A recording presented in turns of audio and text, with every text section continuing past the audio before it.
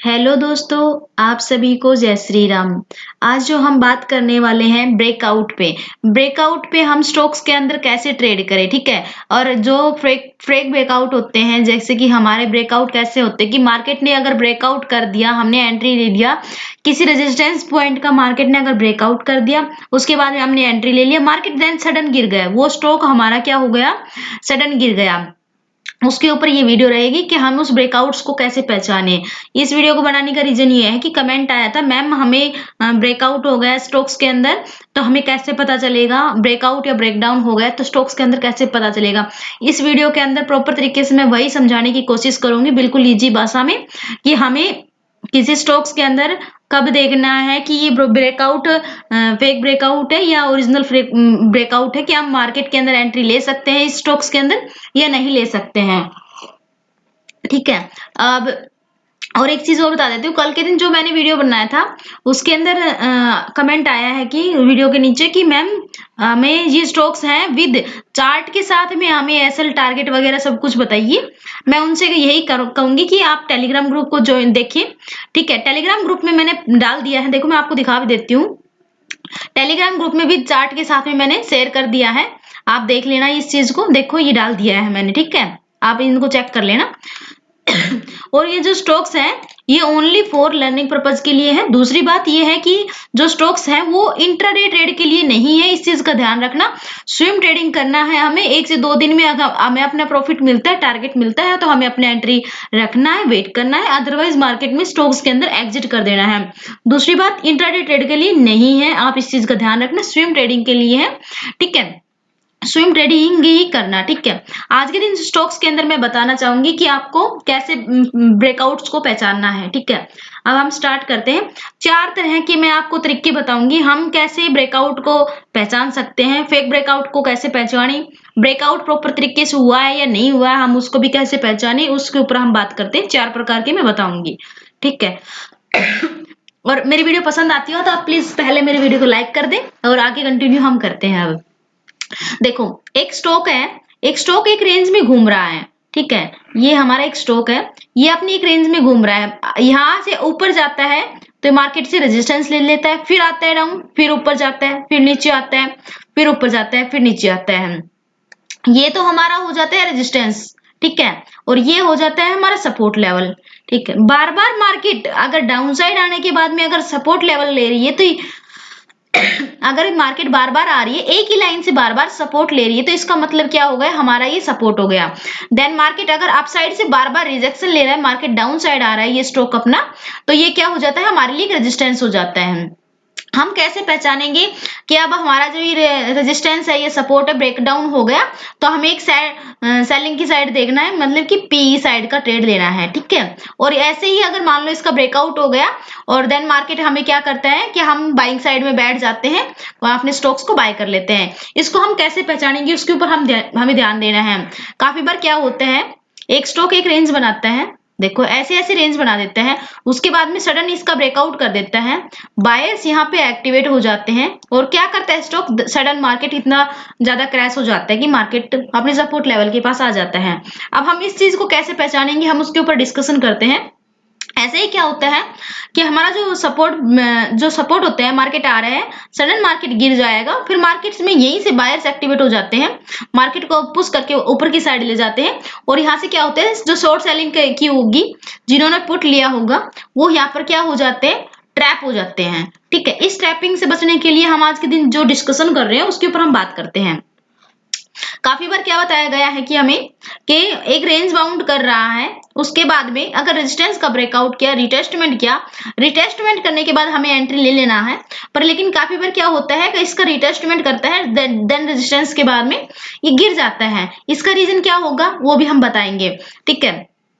अब देखो क्या होता है कि जब कोई स्टॉक एक ही रेंज में अपना टाइम स्पेंड कर रहा है, ठीक है, ये टाइम स्पेंड कर दिया, उसके बाद में अगर इसने अपनी कैंडल की क्लोजिंग इसके ऊपर दे दिया हल्का सा, और उसके बाद में हमें क्या लगता है कि स्टॉक ने ब्रेकआउट कर दिया, नहीं, हमें क्या देखना है, 4 कंडीशन फॉलो करना है। पहली कंडीशन मैं आपको बताती हूँ, देखो पहली कंडीशन हमें स्टॉक्स के अंदर ये देखना है कि स्टॉक्स ने जो ब्रेकआउट किया है उस वो कैंडल कितनी है, एक हल्की सी कैंडल बनाई है या एक बढ़िया सी कैंडल बाइंग साइड में अच्छी सी कैंडल की क्लोजिंग दिया है। जैसे एक हमारा हैमर हो जाता है, हैमर बनाया, या मारुबुजू कैंडल होता है, इनगल्फिंग कैंडल होता है, एक पॉजिटिव कैंडल का कंफर्मेशन कर देती है। एक रेजिस्टेंस का ब्रेकआउट करने के बाद जब कैंडल का बायर्स अधिकतर मात्रा में इसके अंदर एक्टिवेट दिखते हैं, जिससे कंफर्मेशन हो जाता है मार्केट अब ये स्टॉक्स अपसाइड का मूवमेंट हमें देगा। अदरवाइज मान लो ये स्टॉक क्या करता है, इस रेजिस्टेंस के पास में क्या करेगा, इस रेजिस्टेंस के पास में एक हल्की सी कैंडल का कंफर्मेशन कर देता है, यहाँ पर एक हल्की सी कैंडल बना देता है। तो इसका मतलब ये हुआ ये रेजिस्टेंस 95% ही ब्रेकआउट हुआ है, 5% एक्यूरेसी है कि ये स्टॉक्स नीचे गिर सकता है। अगर पॉजिटिव कैंडल में अच्छी सी पॉजिटिव कैंडल का कंफर्मेशन करने के बाद अगर स्टॉक यहाँ पर क्लोजिंग दे देता है तो हमें बाइंग कर लेना है स्टॉक्स के अंदर, ठीक है। ये पॉसिबिलिटी रहेगी पहली मैंने बताया है आपको। पहला क्या चीज देखना है, एक पॉजिटिव कैंडल जैसे हैमर हो गया, इनगल्फिंग कैंडल हो गया, ठीक है। अगर इनगल्फिंग कैंडल यहाँ हमारी बनी है तो हमें एक अपसाइड का मूवमेंट मिलेगा। एक इन्वर्टेड हैमर हो गया उसके ऊपर कंफर्मेशन हो जाएगा। ऐसे ही हमें इसका देखना है ब्रेकआउट होने के बाद हमारी पॉजिटिव कैंडल में अगर ये पॉजिटिव कैंडल बनती है तो इसके अंदर क्या हो जाता है, बायर्स एक्टिवेट अधिकतर मात्रा में हो जाती है। तो अब स्टॉक्स को क्या ले जाएंगे, पुश करेंगे बायर्स, तो स्टॉक्स को अपसाइड का मूवमेंट हमें देगा। ये है हमें ब्रेकआउट की पहली पहचान, ठीक है। ऐसे ही अगर अगर ये सपोर्ट है, आपने सपोर्ट का ब्रेकडाउन करेगा तो सेलिंग प्रेशर कैसे देखना है। ऐसे ही अगर ये स्टॉक आया है नीचे आने के बाद में अगर पिन बार बनाई हल्की सी, तो इस स्टॉक्स के अंदर हमें एंट्री नहीं करना है सेलिंग साइड का। इसका रीजन ये है कि मार्केट के अंदर अभी सेलर्स एक्टिवेट नहीं हुए हैं, बायर्स अधिकतर मात्रा में एक्टिवेट है, ठीक है। अगर मान लो सेलिंग प्रेशर में क्या करे ये स्टॉक अपना, अगर अपनी सपोर्ट जोन को एक बड़ी कैंडल में, रेड कैंडल में इसका ब्रेकडाउन कर देता है तो हमें हो जाता है कि मार्केट के अंदर अब सेलर्स एक्टिवेट हो गए हैं, ठीक है। इन चीजों से हमें बहुत ज्यादा कंफर्मेशन होता है। आप किसी भी स्टॉक को उठा के उसके अंदर आप देख सकते हैं कि हाँ मैम ने जो बताई वो बात सही है या नहीं है, ठीक है। ये पहला पॉइंट हमारा हो गया कि रेजिस्टेंस पे सपोर्ट पे अगर हमारी जो कैंडल का कंफर्मेशन है, कैंडल पैटर्न होते हैं कैंडल्स के ऊपर, हमें कैंडल्स का अंदर पता चल जाता है कि यहाँ पर बायर्स एक्टिवेट हो रहे हैं, सेलर्स एक्टिवेट हो रहे हैं। इस हिसाब से पहला जो स्टॉक्स के अंदर हमारी जो एंट्री होगी, इस चीज का ध्यान रखना है। अगर पॉजिटिव कैंडल का अगर भारी मात्रा में बायर्स एक्टिवेट हो गए तो इसका 99% एक्यूरेसी हो जाती है, स्टॉक हमारा अपसाइड चलेगा। ऐसे ही सेलिंग साइड में अगर कोई कैंडल की कंफर्मेशन हो जाती है, जब कैंडल की क्लोजिंग बढ़िया सी हो जाती है रेड कैंडल में, तो सीधी सी बात हो जाती है कि इसके अंदर आप सेलिंग प्रेशर देखने को मिल सकता है स्टॉक्स में। पहली कंडीशन आप सभी को समझ में आ गई, हमें कैंडल के बेस के ऊपर कितनी मात्रा में कैसी कैंडल बनी, कैंडल को देखते हुए हमें ब्रेकआउट को, फेक ब्रेकआउट और ओरिजिनल ब्रेकआउट को समझना है, ठीक है।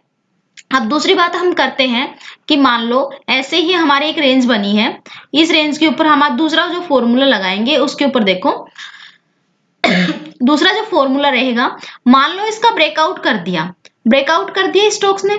ब्रेकआउट करने के बाद में हमें क्या देखना है, ब्रेकआउट करने के बाद में हमें ये चीज देखनी है कि वॉल्यूम आ रही है या नहीं आ रही है। इसका ब्रेकआउट किया, ये कैंडल की क्लोजिंग आ गई, इस कैंडल की क्लोजिंग आने के बाद में हमें नीचे अगर वॉल्यूम बनती हुई दिखी तो अच्छा खासा वॉल्यूम बना किसी स्टॉक्स के अंदर, पहले समझ लो, मैं आपको चार्ट पे दिखा दूंगी वॉल्यूम को कैसे चेक करना है। यहाँ कैंडल की क्लोजिंग आ गई, ठीक है, इसके ऊपर हल्की सी, और मान लो वॉल्यूम भी हमारा अच्छा सा आ गया, तो इससे भी हमें कंफर्मेशन हो जाता है कि मार्केट के अंदर सब बायर्स एक्टिवेट हो गए हैं, तो हमें एक अपसाइड का मूवमेंट देखने को मिल सकता है। दूसरी कंडीशन मैंने ये बताई है कि आपको वॉल्यूम देखना है, कैंडल देखना है, उसके साथ में हम वॉल्यूम को चेक करेंगे। अगर अच्छा खासा वॉल्यूम हो गया तो वो हमारा स्टॉक्स आने वाले टाइम में अपसाइड जा सकता है, ठीक है। ऐसे ही अगर मान लो सपोर्ट जोन के ऊपर कोई कैंडल नीचे की साइड रेड कैंडल में क्लोजिंग हो गए, सपोर्ट जोन के नीचे अगर कैंडल की क्लोजिंग आ जाती है, कैंडल क्लोजिंग आने के बाद में यहाँ रेड कैंडल में वॉल्यूम आ जाता है अधिकतर मात्रा में, तो हमें कंफर्मेशन हो जाएगा सेलिंग प्रेशर यहाँ से स्टार्ट होने वाला है। सेकंड कंडीशन मैंने बताया है आपको वॉल्यूम पे, ठीक है। पहली कंडीशन मैंने बताई थी आपको कैंडल पे, कि कैंडल के ऊपर हमें कैसे कंफर्मेशन होगा कि बाइंग साइड का मूवमेंट हमें मिल जाएगा। और ऐसे ही मैंने वॉल्यूम के अंदर बताया है, ठीक है। दो कंडीशन हो गई। अब तीसरी कंडीशन के ऊपर हम बात करते हैं। तीसरी कंडीशन कैसे रहती है, अगर कोई स्टॉक एक अपनी ऐसे रेंज में टाइम स्पेंड कर रहा है तो इसका अंदर हमें क्या करना है, कोई स्टॉक आया बार बार अब अपने रेजिस्टेंस और सपोर्ट लेवल के पास आया है और इसका हल्का सा रिटेस्टमेंट करता है, मतलब कि बार बार मार्केट जो अपने रेजिस्टेंस के पास में एक्टिवेट हो जाता है, साइडवेज हो जाता है, ठीक है, टाइम स्पेंड कर रहा है एक रेंज के अंदर रेजिस्टेंस के पास में, हल्की हल्की पिन बार वगैरह कुछ भी बना रहा है ठीक है। उसके बाद क्या होता है, यहाँ पर सेलर्स और बायर्स दोनों की एक तरह से मतलब कि लड़ाई सी हो रही है, दोनों की, बायर्स और सेलर्स की, ठीक है।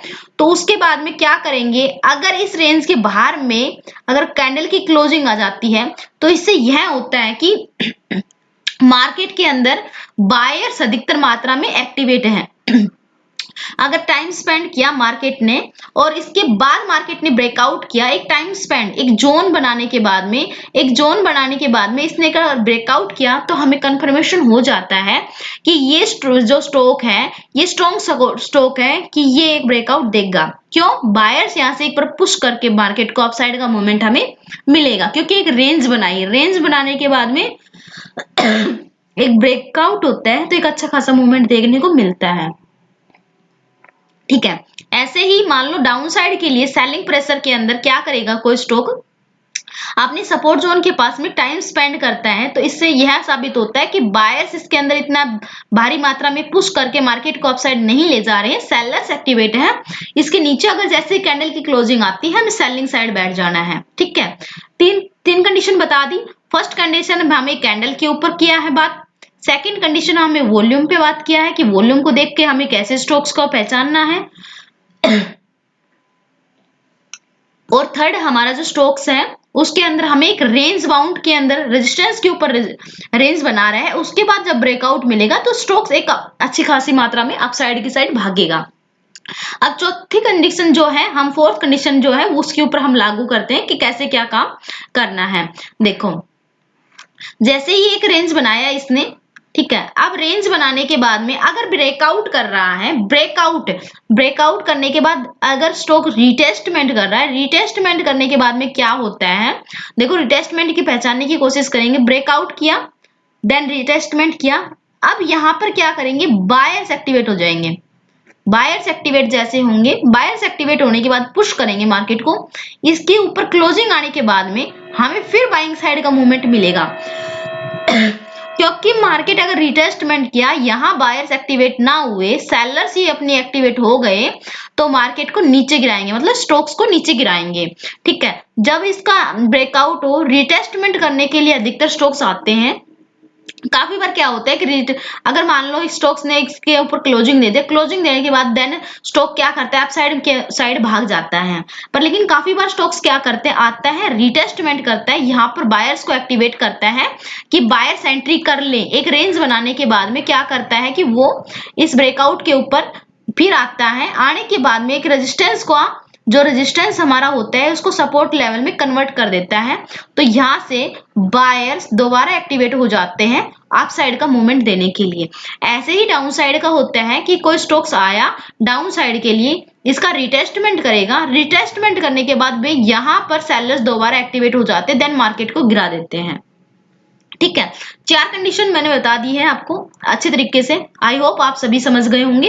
कोई भी डाउट हो, कोई भी दिक्कत हो, आप कमेंट करो, मैं आप सभी को बताऊंगी। कोई भी किसी का भी कोई क्वेश्चन हो, मैं उसके ऊपर जरूर वीडियो बनाऊंगी, आप मैसेज जरूर किया करें, ठीक है। अब देखो, पहली कंडीशन मैंने बता दिया आपको, सेकंड भी बता दी, थर्ड भी, फोर्थ भी, सारी बता दी मैंने अब देखो, ऑप्शंस के अंदर भी यही होता है।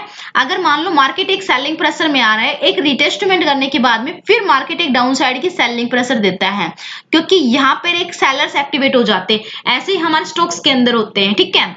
अब हम बात करते हैं कि स्टॉक्स उठाते हैं। देखो, जो अपना ये स्टॉक है रिलायंस का, आप कोई भी स्टॉक उठा लेना, जैसे मैंने समझाए 4 कंडीशन वैसे ही इसके अंदर आप लागू करना। आप लागू करोगे, आपको कंफर्मेशन मिल जाएगा कि हाँ मैम ने सही तरीके बताए हैं, ठीक है। देखो अब ये स्टॉक है, ये यहाँ से एक स्टॉक ने रेजिस्टेंस लिया, ये अपना रिलायंस का स्टॉक है, यहाँ से रेजिस्टेंस लिया 2 टाइम्स, 3 टाइम्स, 4 टाइम्स, ठीक है, और ये 5 टाइम्स ले लिया। अब ये रेजिस्टेंस बार बार ले रहा है एक रेंज के ऊपर, यहाँ आया रेजिस्टेंस लिया, यहाँ से इसने सपोर्ट लिया, सपोर्ट लेने के बाद में अपसाइड गया, फिर मार्केट में क्या करे, रेंज बना दिया, फिर यहाँ पर गया, ये अपना रेजिस्टेंस लगा के रख लो, ये रेजिस्टेंस लिया, फिर रेजिस्टेंस लिया, उसके बाद फिर रेजिस्टेंस, कोई कंफर्मेशन नहीं किया अपर साइड के लिए कि भाई अप साइड के लिए, ये क्लोजिंग दे दिया। अब इसको ब्रेकआउट का देखो पहचानो, अगर मान लो इसके ऊपर पहली बात तो क्लोजिंग दिया ही नहीं, सेकंड लाइन भी इसके ऊपर क्लोजिंग किया है पर रिटेस्टमेंट करने के बाद भी इसका ब्रेकआउट ना किया तो हमारी एंट्री नहीं हुई। उसके बाद में देखो अब यहाँ पर इस रेजिस्टेंस का जब आप देख सकते हो 1 times, 2 times, 3 times, 4 times, 5 time में इसका ब्रेकआउट करके इसके ऊपर क्लोजिंग दिया, क्लोजिंग देने के बाद एक रिटेस्टमेंट किया, उसके बाद में आप देख सकते हो क्या मूवमेंट मिला है स्टॉक्स के अंदर, ठीक है। अब जैसे ही इसका अपसाइड गया और एक रिटेस्टमेंट किया, रिटेस्टमेंट करने के बाद इसके हाई के ऊपर अपनी यहाँ पर क्लोजिंग हो जाती, यहाँ पर हमारी एंट्री हो जाती, देखो यहाँ हमारी एंट्री होती इस दिन 290 के करीब एंट्री होती और अपना टारगेट देख सकते हो, ठीक है, सॉरी 290 बता रही हूँ मैं, बावली हूँ, देखो 2090 पे हमारी एंट्री होती है, उसके बाद देख सकते हो अपना टारगेट कितना अच्छा खासा मिला। ऐसे ही स्टॉक्स के अंदर पहचानने हमें ये चीज कब पता चलेगी, हम जितना मार्केट के अंदर प्रैक्टिस करेंगे उतना हमें इस चीज का पता चलेगा।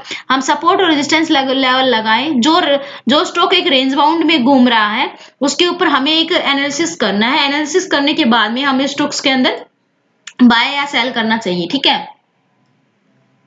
दूसरी बात, अब हम वॉल्यूम के साथ भी हम इसको चेक करते हैं, वॉल्यूम के साथ मैं आपको बताती हूँ, देखो यहाँ जाना है आपको, वॉल्यूम टाइप करना है, ठीक है, वॉल्यूम लगा दिया, वॉल्यूम से भी हमें पता चलेगा, देखो अब मान लो आपने स्टॉक्स के अंदर एंट्री ले लिया, अगर इसका रिटेस्टमेंट करने के बाद एंट्री ले लिया, ठीक है, एंट्री लेने के बाद में इसका टारगेट अपसाइड का मिल गया, मान लो अगर किसी को और भी डाउट हो रहा हो तो हमें क्या चेक करना है, वॉल्यूम, इस कैंडल के ऊपर देखो वॉल्यूम आया, बिल्कुल आया, नेक्स्ट कैंडल पे और भी अच्छा वॉल्यूम आया, ठीक है, अब हमें बाइंग साइड का बैठ लेना है। दूसरी बात देखो, अगर इसमें हमें यहाँ एंट्री ले लिया, रिटेस्टमेंट करने के बाद क्लोजिंग दे दिया, हमारा पहली बात है यही 2090 पे एंट्री हो जाती, अप साइड का टारगेट मिल गया, टारगेट मिलने के बाद क्या किया इसने, फिर वापस डाउन साइड आया, फिर एक रिटेस्टमेंट किया है, रिटेस्टमेंट करने के बाद फिर एक अपसाइड का मूवमेंट दिया है।